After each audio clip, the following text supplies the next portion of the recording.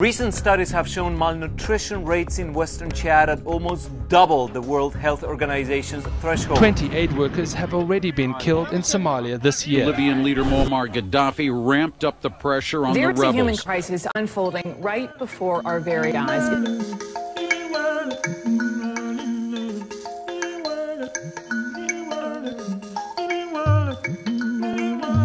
Hunger, famine, we hear about HIV/AIDS. It's rarely, if ever, anything positive, you know, and that's very sad. And I think that we need to change that image.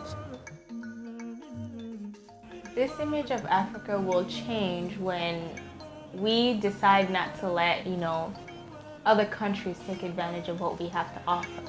I mean, we have a lot that we can do, but like we were talking about it today, we are too nice. And we tend to lend a hand to people who won't reach to help us. So that's only going to change if we start standing up for ourselves in a way. At one time, even the Europeans were afraid to even step foot into Africa. But they knew they can't, like military-wise, they could not fight Africa. Because when they used to just be called Sudan, you see, they had such powerful kingdoms. We're not known for just, what they see on TV, because a lot of kids go based on what they see in the media. And the media is not always right with what they put out there. Like saying like, oh, you lived in the jungle, like we don't have houses, we'd even have clothes, but we didn't wear clothes. Funniest question is, do you guys have McDonald's too? And I was like, oh no, we don't. We have KFC. So it's like, they get mad because I'm like, we don't, but we just have KFC. Do you guys always walk on foot, naked? Oh, okay, so no offense, but what do you guys mostly eat? Do you guys eat like lion meat? They ask if we ride on camels, like after I said about like Egyptians and stuff. Do you get chased by lions? Is that why you guys are so fast? I'm just like, no. Are you serious? What? Like, Africa's not like that. It's one of those stuff that get under my skin. Yeah. So it's like, it's an emotional thing because I don't want somebody to look at my land as trash. To me, I don't blame them because it's not their fault. It's what they see and it's what they hear and how the media portrays it. Some people are just born ignorant and they just can't find a way to avoid that thought, that state of mind where they feel that they have to ask that question, but they know it's unnecessary, but they yet choose to speak on it when they see somebody that is abnormal to them. I think if you take the initiative to go out and teach them about it, then they could learn to accept it in some kind of way or form. I actually did a presentation in my history class because of that, and I was more like, the presentation was mostly to introduce the class to something they don't know much about, and I decided to do it on my homeland.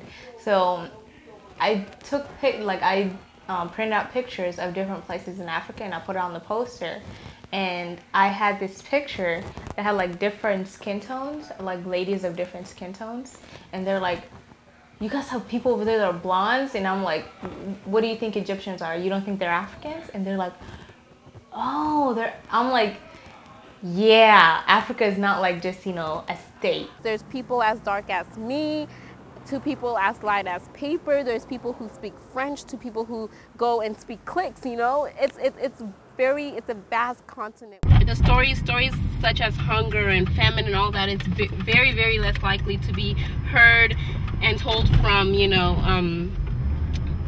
from the Africans itself. And if you ask an African to tell their stories, it would be actually one of the most beautiful stories that you hear.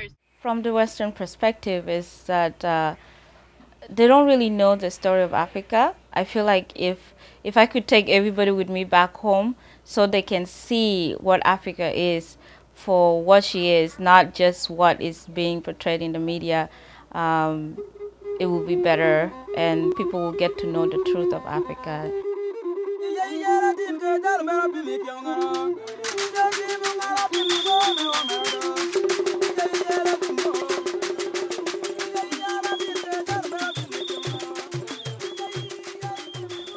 Africa to me is a place where one can go to and find a place of joy, peace, prosperity, relaxation. Africa has so much that me myself I can't explain to you in detail.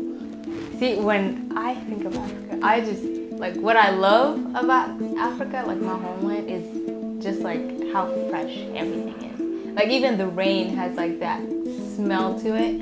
When I'm over here, like I like the smell of the rain and all, but when I'm over here, all I smell is dog poop and pee on the floor. Remy, what is Africa to you? What does your parents say Africa? They say it's like everybody's happy, they're always dancing, they love dancing, they like being with family. No matter all the struggles they've been through, they just keep on going, pushing, and fighting. We live the simple life, but yet we do so much with it. Over here, you have all you need, but it's like you're not living. Because it's like a routine every day, so it's like you miss so much of your life. But back home, you get so much accomplished, but you have so little. Africa is filled with the most content people. We have so little, but yet we're happy with it. All this technology and materialistic things, it doesn't exist in Africa, you know, as a huge problem. So we do this thing where every night before we go to sleep, my grandma would call us under the mango tree and we would just sit there and she would tell us stories. I was like the grandma baby, so I would always be with her. So when we come over there, I would be like sitting on her lap, and then my brothers and my mom and everyone would just sit there and she would talk to us or start singing like, you know, traditional songs. I miss that, you know? Those are the stuff that I wish we could still do here today, but everyone's at school, everyone's at work, so it's like I said, your life is just passing by and you don't know what's going on.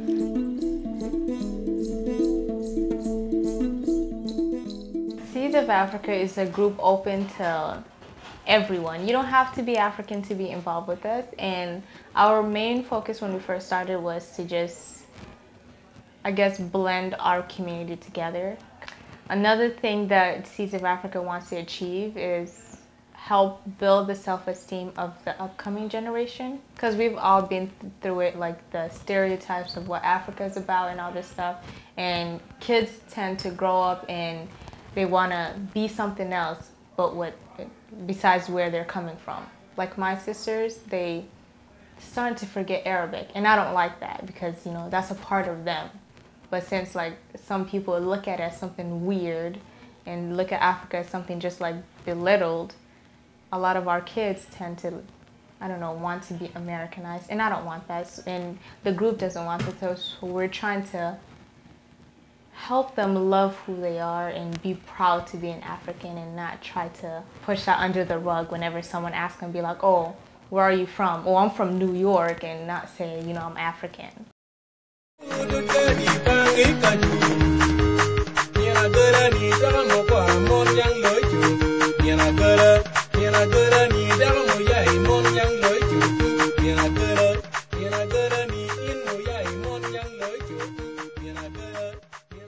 And we created this organization, which is to help the younger generations, kids that were born here, to, you know, learn their traditional dances, especially in Acholi. The tribe I am in Southern Sudan is called Acholi, and in the Acholi tribe, we are known for our dances. So that's something that's very big on us, that, you know, in order to be Acholi, you have to know how to dance. And so what we do is she taught us a lot about dancing, and it's with dancing there's so much that we learn. We learn how to make the costumes. We learn why we dance this kind of song. We learn why this song is danced, and there's different occasions for each dance. I think the Acholi Dance Group has not only allowed us to share our culture with other people, but it also has opened my eyes to work together in groups and to help each other grow, and also help those around in our community to see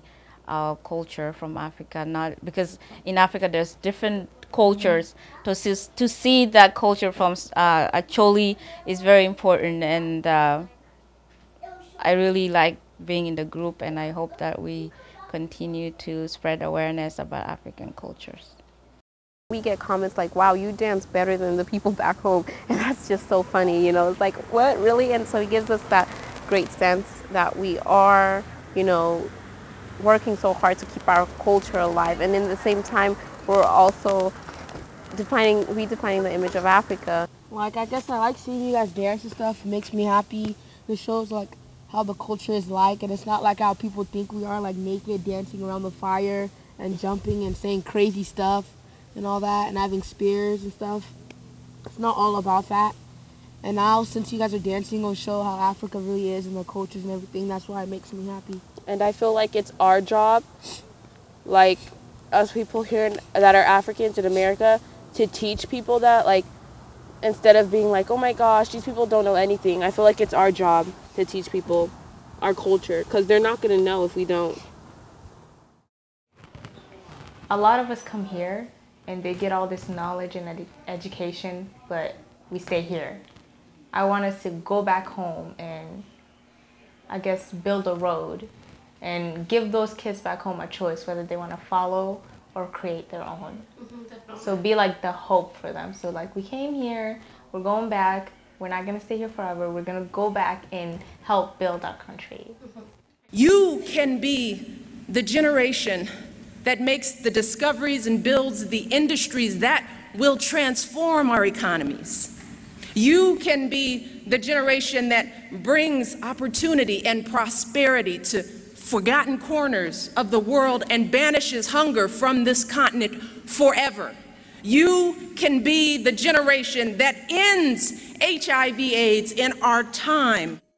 Get an education, get that degree, and everything that you learned here, try to go back home and try to apply that and make it, transform it to some kind of career that will help and benefit the people there. You know, anything that you're good at, you know, you transform it to a passion and take that passion to help other people. You know, it could be varied things, but that's what I really want to do. I want to use film to redefine the image of Africa and showing the great cultural aspects of Africa and the beauty of Africa.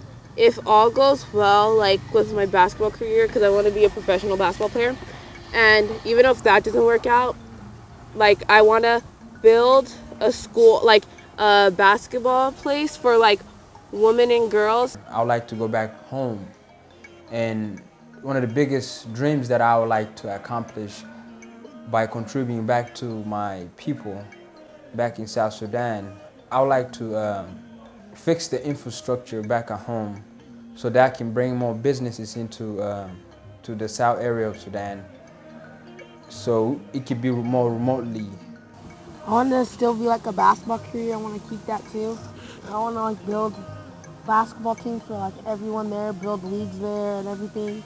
If that doesn't happen, I would want to be like a surgeon. My dream is to finish my schooling and get my nursing degree, and hopefully keep going to get a higher degree, because I want to go back home and build a hospital. I'm just a small 5th grader and I have big visions, and I just want to make Africa better.